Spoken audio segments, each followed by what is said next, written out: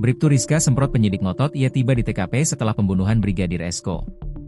Bribtu Rizka, poluan yang jadi tersangka pembunuhan suaminya sendiri, Brigadir Esko pasca reli sempat ngotot ke penyidik saat rekonstruksi.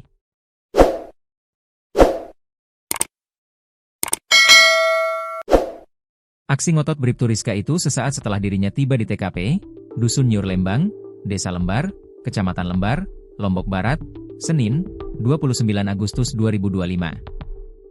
Rumah itu merupakan kediaman Rizka dan Esko, sekaligus diduga jadi tempat almarhum dieksekusi.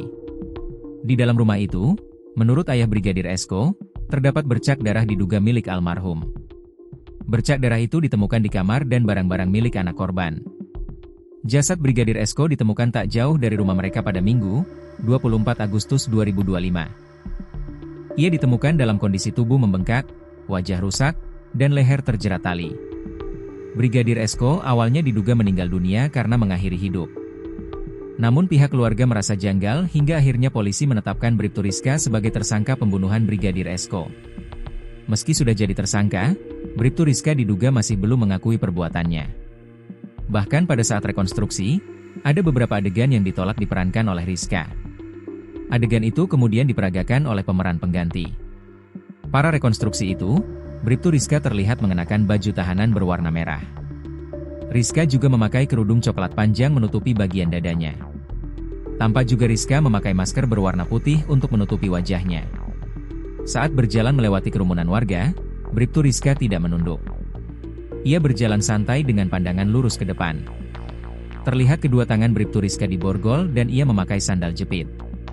Adegan pertama rupanya dilakukan di kediaman Rizka dan Esko. Saat itu saksi bernama Fadil juga ikut memerankan adegan.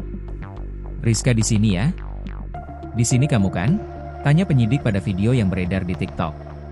Tak menyangkal, Bribtu Rizka pun membenarkan kalau ia sempat bertemu dengan saksi Fadil.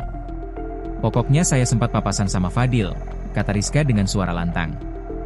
Tidak terlihat raut sedih, Rizka terlihat ngotot mempertahankan kesaksiannya. "Kamu di sini? Fadil sudah di dalam?" tanya penyidik lagi. Lagi-lagi, Bribtu Rizka pun ngotot dan mengatakan kalau ia hanya ingat sempat berpapasan dengan Fadil. "Pokoknya saya sempat papasan sama Fadil, Bang. Tapi intinya Fadil yang duluan masuk," jawab Rizka lagi. Setelah itu, Rizka kemudian masuk ke dalam rumah. Selesai melakukan adegan di dalam rumah, ia lalu keluar halaman menuju pohon.